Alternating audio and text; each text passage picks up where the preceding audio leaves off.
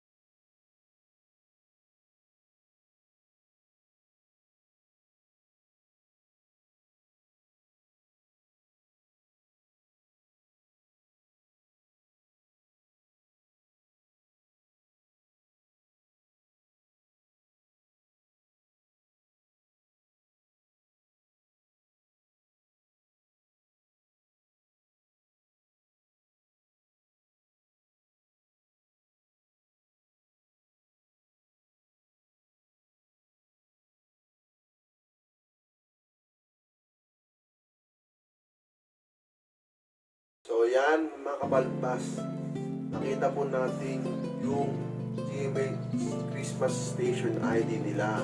So mga kabalbas, sa aking nakita sa Christmas Station ID na ginawa ng GMA 7, unang-una pinakita lahat po yung mga artista, yung mga sikat na artista sa GMA 7, yung sikat na anchor, sikat na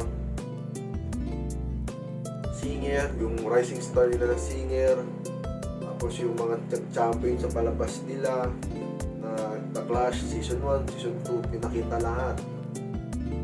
Parang hindi tinipid ng GMA 7 yung station ID niyan. Binuhos nila yung todo-todo. Lahat ng mga artista sikat pinakita. Lahat ng mga sikat na anchor pinakita. Tapos lahat ng mga bago, yung mga matatanda, yung mga hindi na sikat natin, pinapakita pa rin. Talagang pinaparamdam ng GMA 7 na isa lang ang puso natin at isa lang tayo.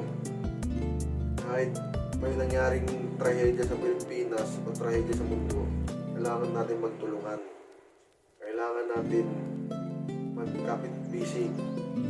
Hindi tayo kailangan